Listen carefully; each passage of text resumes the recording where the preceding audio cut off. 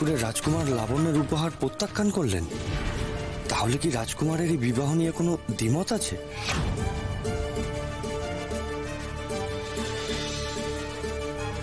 আপনি কিছু মনে করবেন না রাজকুমারী লাবণ্য, এর মধ্যে আপনার কোনো অপরাধ নেই। আপনি আমাকে চেনেন না, আমাকে জানেন না। আমি কি পছন্দ করি, কি অপছন্দ করি, আপনি তো কিছুই জানেন না। এইসব আপনার জানার কথাও নয়।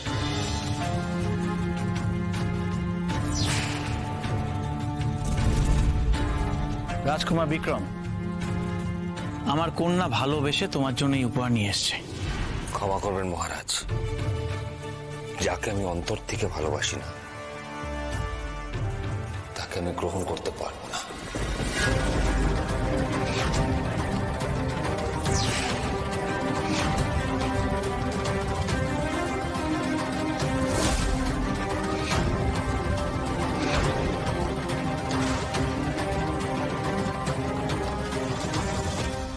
এই কথা বলে কি বোঝাতে চাইল বিক্রম? সে লাবণ্যর উপহারকে প্রত্যাখ্যান করলো নাকি লাবণ্যকে? কখনো কখনো গ্রহণ করেও ভালোবাসা যায় বিক্রম।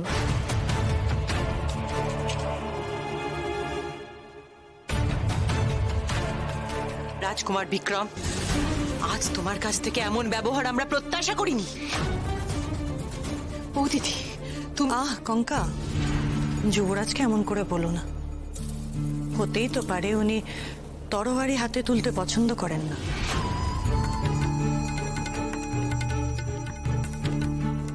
আর যুবরাজ তো লাবণ্যর উপহার প্রত্যাখ্যান করেছেন, লাবণ্যকে তো প্রত্যাখ্যান করেননি।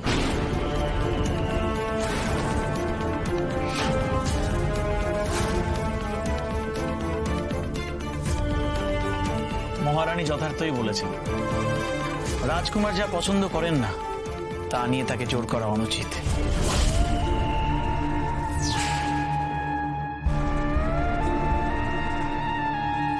রুদ্র, তোমার তো এরকম তরোয়ার পছন্দ।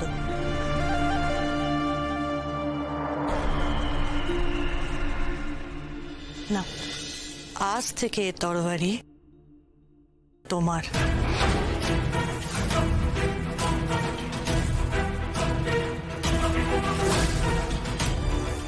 যথাজ্ঞা ছোট মা। ও প্রহরী, কেউ তো আসছে না, আমরা তাহলে নিজেরাই ভেতরে চলে যাচ্ছি। দাঁড়াও তোমরা, কেউ ভেতরে যাবে না, তোমরা ফিরে যাও।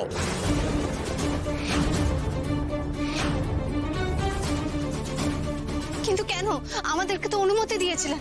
আপনার বিশ্বাস না হলে আপনি প্রহরীকে জিজ্ঞেস করুন। আমি এই রাজ্যের সেনাপতি, আমি তোমাদের আদেশ দিচ্ছি, নিজেদের প্রাণ বাঁচাতে চাইলে আর একটি প্রশ্ন না করেও এখান থেকে বেরিয়ে যাও।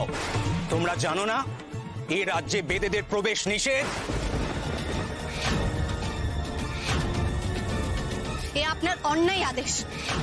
আমরা রাজমাতার সঙ্গে দেখা করবই। আয় বলি, এই এদেরকে এক্ষুনি প্রাসাদের বাইরে বার করে দাও।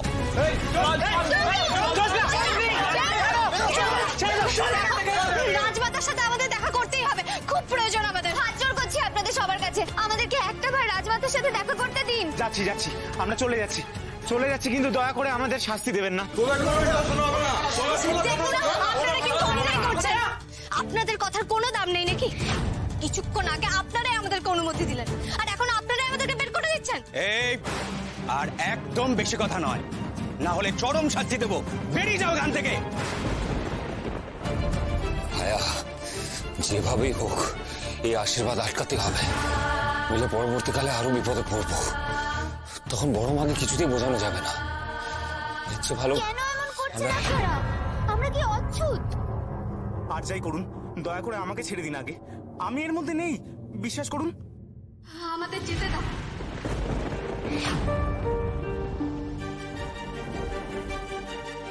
রাজমাতার সঙ্গে দেখা করতে দাও, ছেড়ে দাও আমাদের।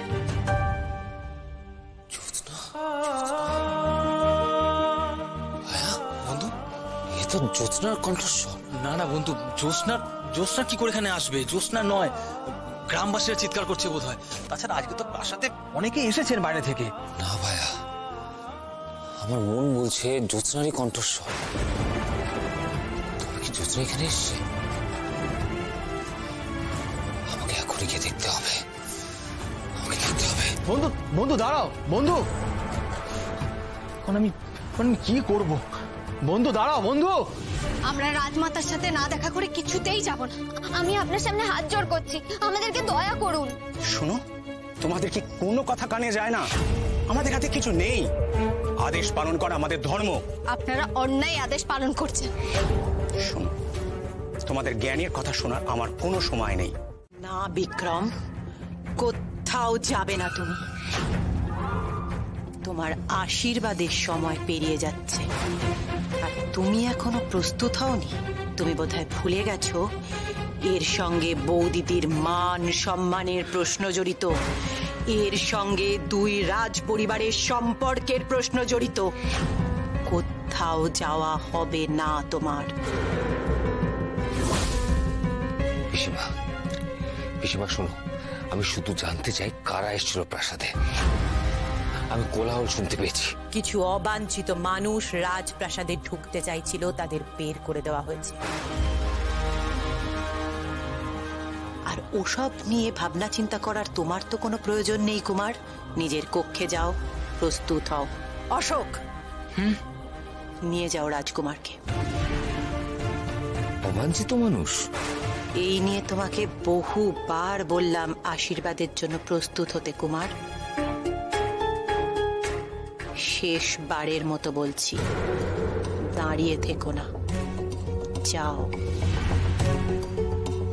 যাও বিক্রম।